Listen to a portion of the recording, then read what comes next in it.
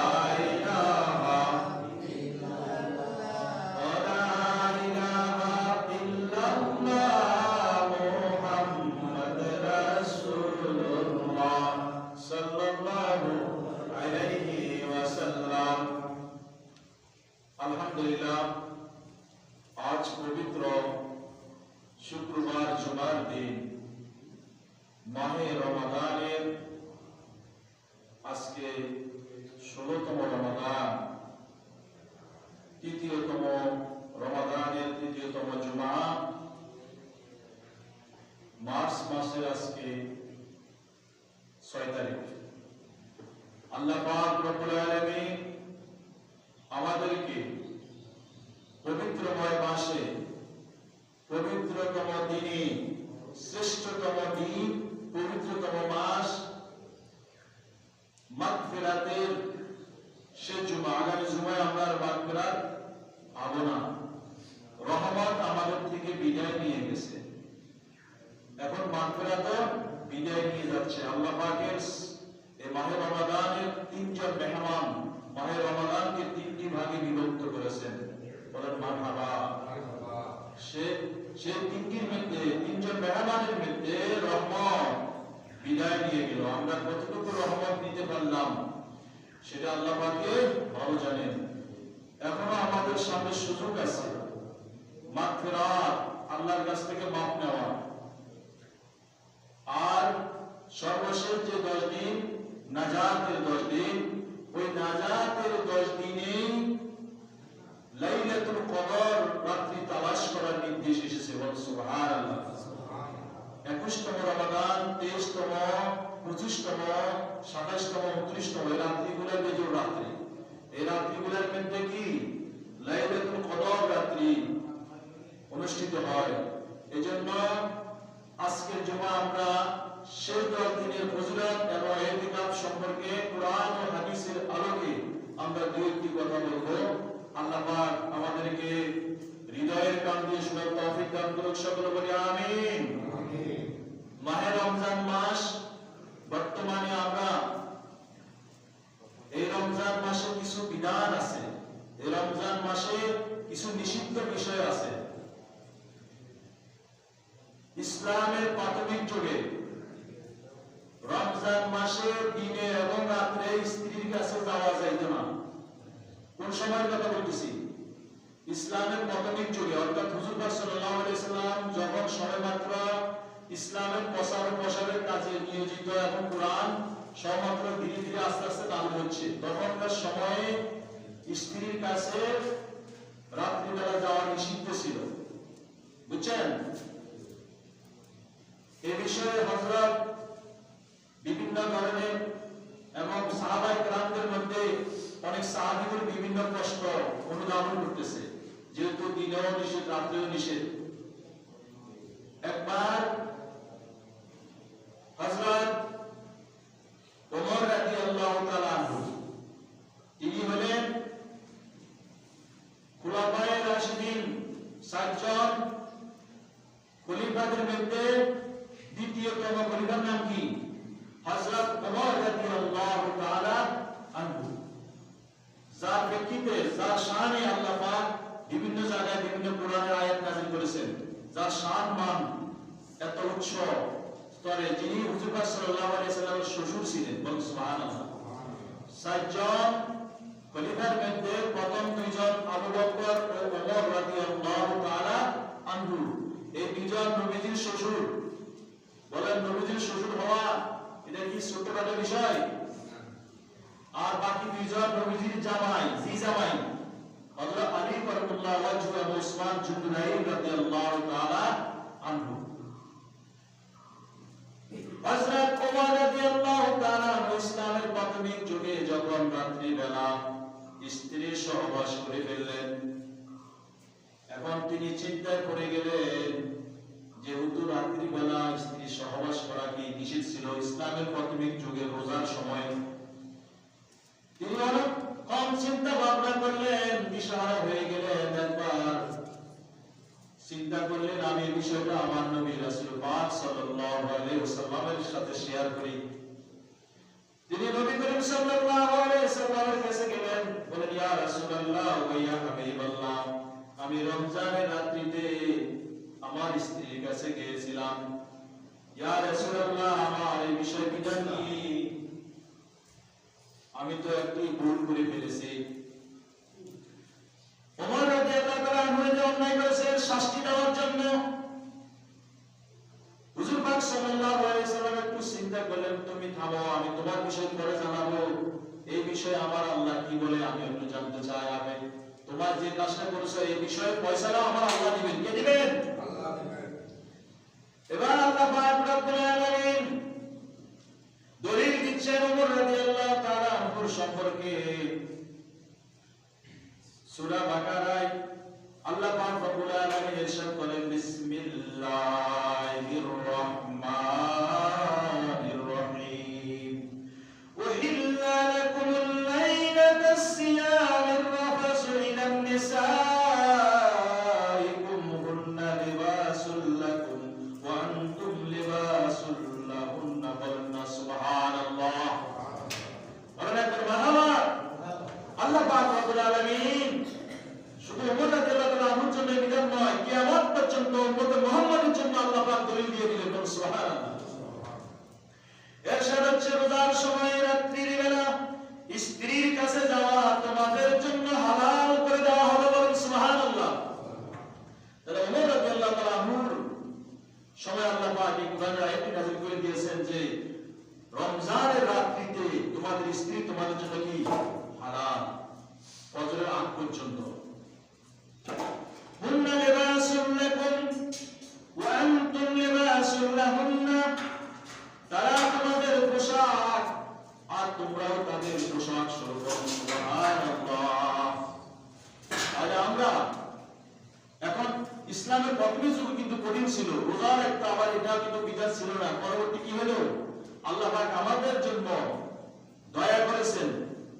এই জন্য আল্লাহ পাক আগের আয়াতকে রদ বদল করে এখন আল্লাহ পাক আবার কি করলেন, নাযিল করলেন। কোরআনে কিছু আয়াত মানসুখ, অর্থাৎ এটা কোরআন আয়াত থাকলে কিন্তু বিধান মানসুখ হয়ে যাবে। সুবহানাল্লাহ। আর আল্লাহ পাক পরবর্তী বিবেচনা এবং মানুষের অবস্থান দেখে আল্লাহ পাক কি করেন, তার জন্য বিধান দিয়ে দেন। বলুন সুবহানাল্লাহ। এবার রাত্রিবেলা তো আমরা জায়েজ পাইলাম, কিন্তু আবার মাহে রমাদান যখন আমরা ইতিকাফে বসে যাব 10 দিনের জন্য, ওই 10 দিনে আবার ওই 10টি রাতে আমার জন্য নিষেধ আছে। ওই 10টি রাতের জন্য কি আছে? ইতিকাফকারী ওই 10টি রাত্রি ইতিকাফ কেন করা হয়? ইতিকাফ নির্ধারিত নিয়মে, বিশেষ নিয়মে, বিশেষ স্থানে আল্লাহর রেজামন্দি হাসিলের উদ্দেশ্য, আল্লাহকে খুশি করার নিয়তে একটা নির্ধারিত জায়গায় আল্লাহর ঘরে ইতিকাফ করা, অর্থাৎ অবস্থান করাকে ইতিকাফ বলে। সুবহানাল্লাহ। ইতিকাফ করার জন্য সর্বশ্রেষ্ঠ ঘর হলো খানায়ে কাবা। আর ইতিকাফের বিধান কখন থেকে চালু হয়েছে? ইতিকাফের বিধান চালু হয়েছে বাবা ইব্রাহিম এবং ইসমাঈল আলাইহিস সালামের সময় থেকে। বলেন সুবহানাল্লাহ। কখন থেকে? বাবা ইব্রাহিম এবং ইসমাঈল। বলেন তো আমাদের নবীর কত হাজার বছর আগে বাবা ইব্রাহিম আলাইহিস সালাম? কমপক্ষে 5000 বছর আগে, কেউ বলে 60000 বছর আগে। তাহলে এত বছর আগ থেকে কিন্তু ইতিকাফের বিধান কি প্রচলিত। বাবা ইব্রাহিম আলাইহিস সালামের উপরে এবং ইসমাঈল আলাইহিস সালাম তারা বাবা এবং ছেলে দুইজনে খানায়ে কাবার কাজ করেছেন। ইসমাঈল আলাইহিস সালাম তিনি ইব্রাহিম আলাইহিস সালামকে খানায়ে কাবার এই যে ভিত্তিপ্রস্তর, ইট, কংকর, বালু, পাথর দ্বারা সহযোগিতা করেছেন। ছেলে ছিল লেবার, বাবা ছিল মিস্ত্রি। খানায়ে কাবার কাজ করেছেন বাবা এবং ছেলে। বলুন সুবহানাল্লাহ। এতে আল্লাহ পাক খুশি হলেন এবং এই ঘরখানা কি জন্য তৈরি করা হলো, কি করতে হবে তাদেরকে, সেটা আল্লাহ পাক বলে দিচ্ছেন। বিসমিল্লাহির রাহমানির রহিম, ওয়াহিদনা ইলা ইব্রাহিম ওয়া ইসমাঈল আন তাহহিরা বাইতি লিত-তাইফিনা ওয়াল আকিফিনা ওয়ার রুকঈস সুজুদ। আল্লাহ পাক রব্বুল আলামিন ইরশাদ করেন এই আয়াত কিন্তু ইতিকাফ সম্পর্কে, এই আয়াত সম্পর্কে, ইতিকাফ সম্পর্কে। ইতিকাফ হচ্ছে দলিল দিচ্ছি, ইতিকাফ কি জায়েজ না নাজায়েজ সেই বিষয় কোরআন থেকে আমরা কথা বলতেছি। এখন এই আয়াতটি যে তেলাওয়াত করলাম এটা ইতিকাফ সম্পর্কিত আয়াত। তারপর আমি হাদিসে যাব। আল্লাহ পাক রব্বুল আলামিন ইরশাদ করেন সূরা বাকারার 125 নম্বর আয়াতে, আর ইব্রাহিম ও ইসমাঈল আলাইহিস সালামকে আমি বলেছিলাম। কে বলেছিল? আল্লাহ বলেছিলেন, আমার এই ঘরকে তাওয়াফকারী, ইতিকাফকারী ও রুকু ও সিজদাকারীদের জন্য পাক পবিত্র করো। সুবহানাল্লাহ। তাহলে কোন ব্যক্তির জন্য বলছেন? এক নম্বর হলো তাওয়াফকারী, তাওয়াফ খানায় কাবাকে তাওয়াফ করবে, বলুন সুবহানাল্লাহ। এবং ইতিকাফকারী অর্থাৎ রমজানের নির্ধারিত সময়ে ইতিকাফ করবেন। আমার রাসূল পাক সাল্লাল্লাহু আলাইহি ওয়াসাল্লাম ইতিকাফ করেছেন, সারা জিন্দেগিতে করেছেন, এমনকি ইন্তিকালের পূর্ব বছরও তিনি ইতিকাফ করেছেন, বলুন সুবহানাল্লাহ। ইতিকাফকারী এবং রুকু আর সিজদাকারী, আমরা আল্লাহর ঘরে রুকু এবং সিজদা দিই কিনা? রুকু আর সিজদাকারীদের জন্য এই ঘরকে পাক পবিত্র করবেন, সুবহানাল্লাহ। তাহলে আজকে আমরা যারা মসজিদে পাক পবিত্র করি, অর্থাৎ মসজিদে দোয়া ভাড়া করি, অথবা মসজিদ ঝাড়ু দিই, অথবা মসজিদে কাজ করি, তাহলে আমরা একটা সুন্নত আমল করি, সেটা ইব্রাহিম আলাইহিস সালামের সুন্নত, বলুন সুবহানাল্লাহ। ইসমাঈল আলাইহিস সালাম, তাহলে বাবা এবং ছেলে দুজনে কিন্তু মসজিদের খেদমত করেছেন এবং ভিত্তি স্থাপন করেছেন। আমরা যদি আজকে যদি সেই কাজটা করি, এই মসজিদের কাজটা যদি করি, তাহলে আল্লাহ পাক সেটা কবুল করেন, বলুন সুবহানাল্লাহ। খানায় কাবা যখন কমপ্লিট হইল, কাজ কমপ্লিট হইল, ফেরেশতারা যখন পাথর দিল, সম্পূর্ণ পাথরগুলো কাজ করার পরেও কিছু কঙ্কর বেঁচে গেছে, বলুন সুবহানাল্লাহ। কিছু ধুলাবালু কি হয়ে গেল? বেঁচে গেল। জিবরাইল আলাইহিস সালাম আল্লাহকে প্রশ্ন করল, আল্লাহ আপনার ঘর কমপ্লিট হইল, বাকি যে কণাগুলো আছে, যে পাথরগুলো আছে ছোটখাটো, এইগুলাকে কি করা হবে, কি করব? আল্লাহ পাক জিবরাইলকে বলে দিলেন, ও জিবরাইল, এগুলা তোমার হাত দ্বারা ছিটে দাও তামাম পৃথিবীতে, বলুন সুবহানাল্লাহ। ওই একটি কঙ্কর যেখানে পড়েছে, একটা ধুলার কঙ্কর যেখানে পড়েছে, সেখানে আল্লাহর একটি ঘর নির্মাণ হয়ে গেছে, বলুন সুবহানাল্লাহ। কিয়ামত পর্যন্ত বুঝতে হবে এই জায়গাও খানা কাবার সে একটি পাথর, আল্লাহ তাআলার একটা কণা এখানে পড়েছে, বিদায় এখানে একটা মসজিদ হয়ে গেছে, বলুন সুবহানাল্লাহ। এজন্য আমরা বলি এই মসজিদ হলো খানায় কাবার অংশ বিশেষ, অর্থাৎ খানায় কাবার যেই পাথরগুলো নির্মাণ হয়েছে, যে ধুলাবালু দেওয়া হয়েছে, যে সিমেন্ট দেওয়া হয়েছে, সেখান থেকে একটি কণা এই জায়গায় আছে, বলুন সুবহানাল্লাহ। এবার ইতিকাফকারী সম্পর্কে আমরা হাদিস থেকে বলবো, আর নবী সাল্লাল্লাহু আলাইহি ওয়াসাল্লাম ইতিকাফকারী কেমন সুসংবাদ, ইতিকাফ 10 দিন ইতিকাফ করলে কি সুখবর। এক নম্বর হলো ওই ইতিকাফকারীকে আল্লাহ পাক তার জিন্দেগীর গুনাহগুলি maaf করে মাসুম করে দেন, বলুন সুবহানাল্লাহ। শুধু তাই নয়, ওই ইতিকাফকারী ব্যক্তিকে আল্লাহ পাক রব্বুল আলামিন লাইলাতুল কদর সে 100% পায়, বলুন সুবহানাল্লাহ। কেননা লাইলাতুল কদর ব্যাপারে মতানিক রয়েছে, কেউ বলেন 21 তারিখ, কেউ বলেন 23 তারিখ, কেউ বলেন 25 তারিখ, কেউ বলেন 27 তারিখ, কেউ বলেন 29 তারিখ। আমার নবী বলেছেন, যারা ইতিকাফ, যারা লাইলাতুল কদর তালাশ করো, আমার উম্মতরা, তোমরা 21 রমজান, 23 রমজান, 25 রমজান, 27 রমজান, 29 রমজান তোমরা এই রাত্রিগুলোতে ইবাদত করো। বিশেষ উলামায়ে কেরাম মতানক্য করে তারা ফয়সালা করেছেন 27 তারিখ, অর্থাৎ বিভিন্ন উলামাদের ক্ষেত্রে, মানে যারা ইসলামিক স্কলার, যারা বিজ্ঞানী, তারা গবেষণা করে দেখলেন যে 27 তারিখ। এজন্য তারপরে নবীজি বলেছেন তোমরা 21 থেকে তালাশ করো, আর যারা এদিকে বসে তারা 100% পেয়ে যাবে, সুবহানাল্লাহ। আর লাইলাতুল কদর যে রাত্রির ইবাদত 1000 মাস অপেক্ষা শ্রেষ্ঠ, তার এক রাত্রিতে যদি কেউ ইবাদত লিপ্ত থাকে, আল্লাহ পাক তার আমলনামায় 1000 রাত্রি ইবাদত করার মতো সওয়াব লিখে দেন।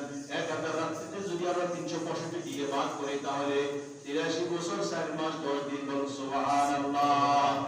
তাহলে আমার আপনার হায়াতের মধ্যে 83 বছর 4 মাস 10 দিন দিনে রোজা রাখা, রাতে ইবাদত করা, সমগ্র সওয়াব লাইলাতুল কদর রাত্রিতে পাই আমরা, বলুন সুবহানাল্লাহ। শুধু তাই নয়, আমরা গরিব মানুষ, অনেকে বসে বসে ঘরে চিন্তা করি, হায়রে কত মানুষ হজ করতে গেল, কত মানুষ উমরা করতে গেল, আমি গরিব মানুষ যাইতে পারলাম না। এই মনের ব্যথা আমাদের আছে কিনা? আছে। আমাদের জন্য আমার নবী কি সুযোগ করে দিলেন, আল্লাহ থেকে বলে দিলেন, ও আল্লাহ, আমার ইতিকাফকারী আমার উম্মতের জন্য একটু স্পেশাল কিছু দেন না আপনি। এই মাসটা তাদের জন্য মাস, আপনি একটু তাদের জন্য কিছু ব্যবস্থা করেন, আল্লাহ পাক রব্বুল আলামিন আমার নবীকে জানিয়ে দিলেন। নবী সাল্লাল্লাহু আলাইহি ওয়াসাল্লাম বর্ণনা করেন, বলেন নবী সাল্লাল্লাহু আলাইহি ওয়াসাল্লাম, মান ইতিকাফা শাহরি রমাদান কানা কাহাজ্জাতানি ওয়া উমরাতানি, ওয়া সুবহানাল্লাহ, ওয়া উমরাতাইনি। রাসূল পাক সাল্লাল্লাহু আলাইহি ওয়াসাল্লাম ইরশাদ করেন, যে ব্যক্তি 10 দিন ইতিকাফ করবে, তার আমলনামায় 2টি হজ করার সমতুল্য সওয়াব এবং 2টি উমরা আল্লাহর রাস্তায় সুন্নাত উমরা আদায় করার সওয়াব, অর্থাৎ 2টি হজ 2টি উমরা, অর্থাৎ 60টি হজ করার সমতুল্য সওয়াব ইতিকাফকারীর আমলনামায় লিখে দেন, বলুন না মারহাবা। এই সুযোগ কি আমরা ছাড় দিতে পারি? আমার বৃদ্ধ বাবাদেরকে বলবো, যাদের বয়স 50-60 বছর ক্লাস হয়ে গেল, ও বাবা দাড়ি পাকি গেল, চুল পাকি গেল, রাসূল পাক সাল্লাল্লাহু আলাইহি ওয়াসাল্লাম ফরমান,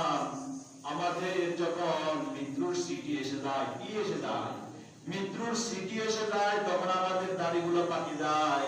এই দাড়ি পাকা মানে কি জানেন? দাড়ি পাকা মানে হলো আমার কবরের নিশানা আমার মুখের মধ্যে চলে এসেছে। আমাদের কবরের পোশাক কি সাদা না কালো? আমাদের দাড়ি পাকা মানে কি সাদা না কালো? সাদা। দাড়ি পাকা সাদা হয়ে গেছে মানে আপনার কবরের স্মৃতি 100% তৈরি হয়ে গেছে। আপনার বয়স পুরো গেছে, আপনার দুনিয়া থেকে যাওয়ার সময় হয়ে গেছে। আপনি মনে করেন যে দাড়ি পাকছে আমার কালো হবে, জীবনও হবে না। হাজার বার যদি আপনি রং লাগান